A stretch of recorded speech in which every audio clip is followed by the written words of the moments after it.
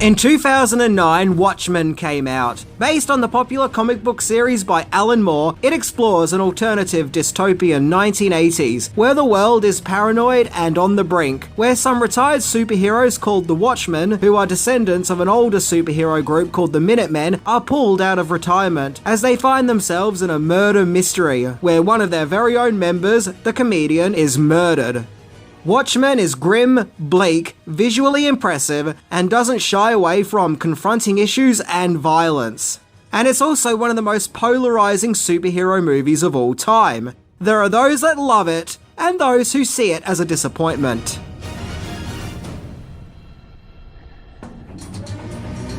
So today we're going to explore just why is the Watchmen movie so damn polarizing by looking into 10 things that you didn't know about this movie. So, love it or hate it, we're going to check it out right about now.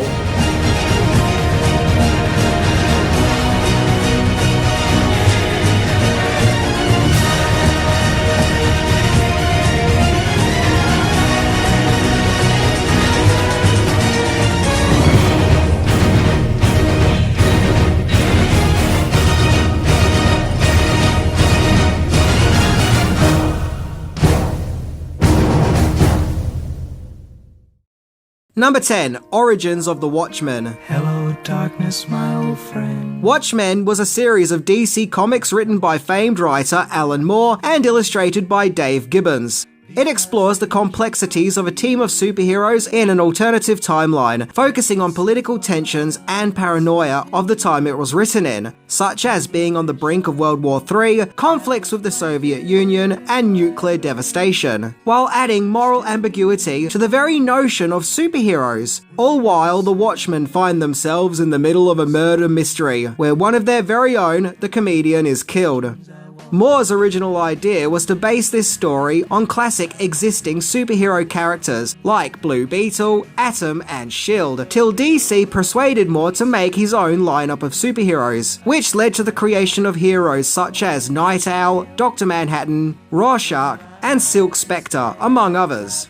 The first issue was released in September 1986, displaying on its cover the comedian's smiley face pin with splashed blood on it, creating imagery that has become iconic in the comic book and pop cultural landscape. The 12-part monthly series ran till 1987, where it would become widely praised and considered one of the greatest comic books of all time. Watchmen is a very haunting tale and often features disturbing imagery, creating a unique comic book tale, one that stays with you. Number 9. Terry Gilliam was going to direct. So of course, with the Watchmen comic increasing in popularity, Hollywood wasted no time getting to work on a movie adaptation. In fact, plans started as early as 1986, the same year the comic book series started, and even before it finished. The rights were brought by Joel Silver and Lawrence Gordon, whom produced several action movies in the 80s, including Predator and Die Hard, and the movie was to be distributed by 20th Century Fox. And Sam Hamm, who would go on to write Tim Burton's Batman, worked on the script. However, the production then shifted to Warner Brothers, and former Monty Python member and Brazil director Terry Gilliam was hired as director.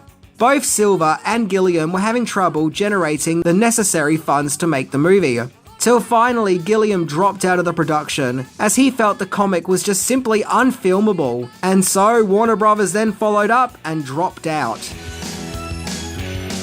Now it's important to remember that at the start of the production, 20th Century Fox held the rights. So yeah, remember that, there may be a test. Number 8. The production hell continues. Now I've heard there was a... Watchmen's early production difficulties didn't end with Gilliam leaving the production, in fact they just started. In the early 2000s, Universal Pictures decided that they were going to try and take a stab at making a Watchmen movie, with the writer of X-Men 1 and 2, David Hayter, being hired to write the script and direct. Then Watchmen's production shifted to a distribution company called Revolution Studios, but once again nothing came of it. Then Paramount Pictures were like, oh yeah, we can totally make this Watchmen movie work, yeah, leave it to us. So they got in on the case and were trying to get either Michael Bay or Darren Aronofsky to direct. Then Paramount put the production in a turnabout status. Yep, this production was the embodiment of production hell. I know the term production hell has become something of a cliche these days, but this production was the embodiment of production hell. Number 7. 300 led to the way of the movie's production. So it was now 2005, with Watchmen's troubled production now lasting nearly 20 years, and the production yet again found its way back to Warner Brothers. Tim Burton was now the director of choice to helm Watchmen, and he was interested, but obviously not enough to go through with it, and so he eventually dropped out of the production to direct Sweeney Todd instead. However, Warner Brothers hadn't given up yet. They found a glimmer of hope when they saw the historic action movie 300, which, like Watchmen, was based on a comic book series. They were impressed with the movie's director, Zack Snyder, where he was then offered the job to direct Watchmen, and he accepted. Then Alex C. was hired to make rewrites to the original script, which was actually set in current day. It was ultimately decided to set the movie when the original comic took place, 1980s Cold War, which now made Watchmen a period piece. And because Paramount Pictures had already invested $7 million into Watchmen, they got a percentage of the movie's distribution. So finally, after many failed attempts, the Watchmen movie was now set in stone and on the way. It only took 20 years, I don't know what all the fuss is about. Number 6. The Watchman comics were used as storyboards. The filming of Watchmen started in September 2007 and lasted till February 2008. The movie was filmed mainly on sound stages in Vancouver, Canada.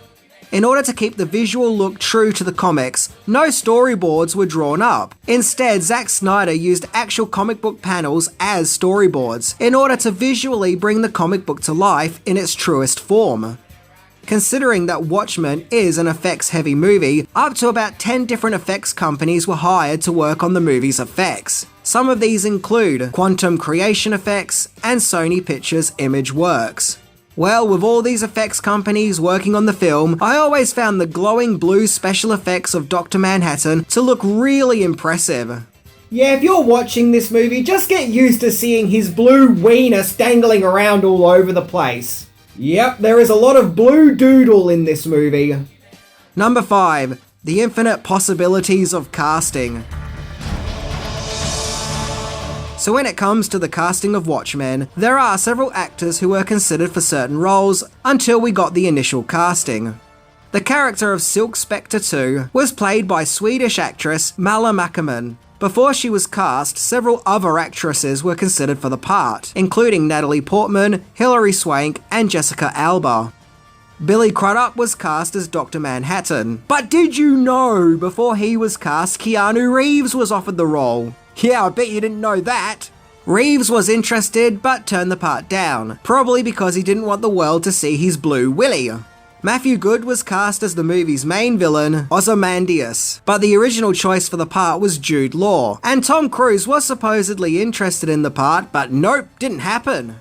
Speaking of Ozymandias, the nipples seen on the character's costume and its rubber look is a throwback to the bat nipple suits from the Joel Schumacher Batman movies. And when we see the character looking at his TV screens, you can see he's watching several well-known movies, TV shows and music videos, including Rambo First Blood Part 2, Mad Max 2 The Road Warrior, Amadeus, some Looney Tunes cartoons, and a Robert Palmer music video, among others. Kevin Costner and John Cusack were considered for Night Owl too, but the part went to Patrick Wilson. And in order to play the part, Wilson put on 25 pounds. Jeffrey Dean Morgan got the part of comedian, because Zack Snyder found him to be so damn grumpy, as well as a man's man. Jackie L. Haley, who was cast as Rorschach, actually has a martial arts black belt in real life, but he didn't want to use his martial arts for the part, he wanted his street fighting to look rougher and unrestrained. And in my opinion, his performance is without a doubt the highlight of the movie. Supposedly, when the movie was being helmed by Terry Gilliam, his choice for the part was David Bowie. The Watchmen movie ultimately cuts out the character of the Squid, who is a psychic alien creature with tentacles who was featured in the original comics. Yeah, in the comic it actually turns out that the events of what happened is really the Squid's fault, but in the movie it's Dr. Manhattan. Number 4, it was a no from Alan Moore. Unforgettable. Yeah, it's no secret that comic book writer Alan Moore really dislikes the movie adaptations of his comic book creations. Whether it's The League of Extraordinary Gentlemen or V for Vendetta, there is no prejudice. He hates them all equally. And Watchmen is no exception, maybe even a little bit more so, as he intended for Watchmen to be the kind of story that could only exist in comic book format. It was by design, to him, that it can only exist in that medium. Moore sold the rights to the first few issues of Watchmen in 1986. He regrets doing this and puts it down to being young and naive. Moore hasn't wanted anything to do with the movie, nor does he wish to have his name in the credits. Zack Snyder one day joked about the Watchmen film and said, worst case scenario is Alan Moore watches Watchmen on DVD and says, it doesn't suck too much. Moore kicked back at this remark, saying he's never going to watch the film, only he put it in more colourful language. But then again, Alan Moore hates every adaptation of his work. Heck, I can guarantee unconditionally that Moore would even hate this very video, and that he would probably hate me too. Sorry. Number 3, 20th Century Fox tried to stop the release of Watchmen. Oh boy, this is where those legal issues come into play. Yep, as with a lot of movies, there's always legalities and lawsuits which come along and nearly ruin everything. Ugh, yawn. Well, remember how I said originally in the 80s, 20th Century Fox obtained the rights of Watchmen? Well, despite the fact that the filmmakers attached to it moved on to other studios, I'm guessing that technically 20th Century Fox still owned a percentage of the production, or at least the Watchmen brand. So before the movie's release, 20th Century Fox put in a lawsuit to put a stop to Watchmen being released. Yeah, this could have been a lost film. No doubt feeling the pressure, Warner Bros. Caved in and offered 20th Century Fox a cut of the movie's box office intake, as well as any potential sequels or spin-offs, as well as an upfront fee. And well, 20th Century Fox were happy enough with this deal. Keep in mind, Paramount Pictures also had a cut in the Watchmen movie. So all these movie companies requiring their legal and financial share of Watchmen, I guess is a reflection of its troubled production in the early days and how it was just bouncing from studio to studio. Yeah, I guess there was repercussions for all of that. Number 2, the Watchmen trailer boosted sales of the comic. The early promotion of Watchmen had one huge advantage up its sleeve, that is its first trailer, which was released alongside fellow Warner Bros. And DC property, The Dark Knight in 2008, with the trailer being screened before that movie's presentation. I guess it helps that The Dark Knight was very popular, with everyone rushing to see it. In fact, The Dark Knight was the highest grossing movie of 2008, which meant a lot of people would have seen the Watchmen trailer. I can actually vividly remember going to see The Dark Knight and seeing a trailer for Watchmen. Now at this stage in life, I had never heard of the Watchmen before, but I was instantly intrigued. I was thinking, okay, this looks interesting. Yeah, okay movie, you officially have my attention here, as it looks so different to any other superhero movie that I had seen before. But afterwards, my mind went on to other things because, you know, The Dark Knight. But the trailer seemed to work and get everyone talking about Watchmen and interested in it, as the trailer got people buying the Watchmen graphic novel, a book which at that stage was 21 years old. In fact, so many people bought the graphic novel, it was put back onto the bestsellers list. So yeah, it must have been a pretty enticing trailer, and it was. Number 1. Watching the Watchmen. Watchmen was released in early 2009, and it would go on to make $185.4 million on an undisclosed budget which sat somewhere between $130 to $150 million. Yep, despite at that time having the highest opening for an R-rated movie, during its second week, there was a huge drop in numbers, and the numbers would continue to drop as far as 60%. Needless to say, Watchmen wasn't going to enjoy the same levels of success as The Dark Knight, and it would become the 31st highest grossing movie of 2009. I guess no one wanted to see Dr. Manhattan's blue meat and two veg after all.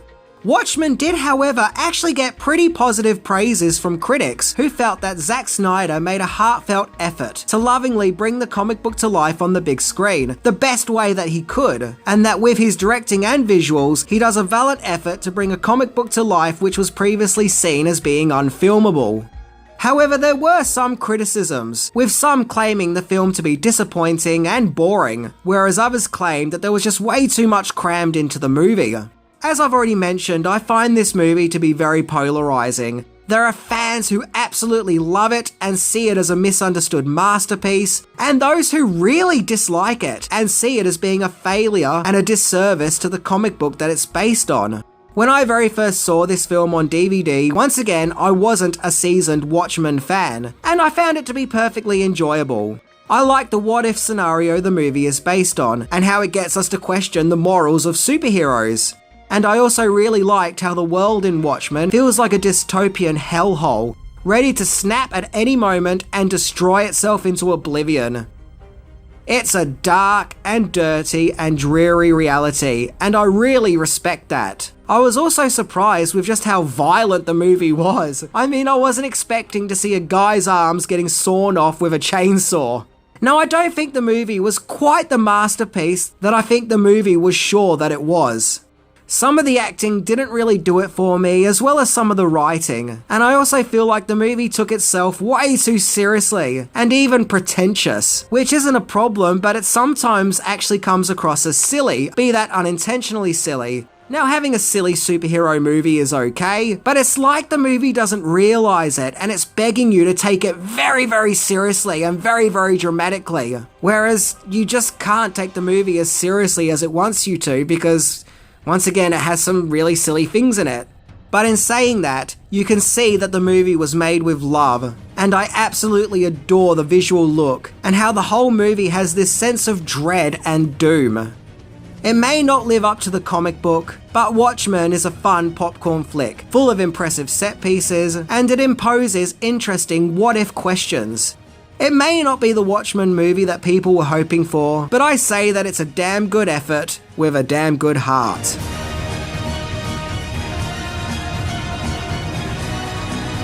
Yeah, look, I think The Watchmen is a good movie. I don't think it's spectacular, but I think that from a movie-making standpoint, it has its merits, and I get a lot of enjoyment out of it. Anyway, I'm Minty, and who's watching The Watchmen? Well, I'll tell you who bloody isn't, Alan Moore. See ya!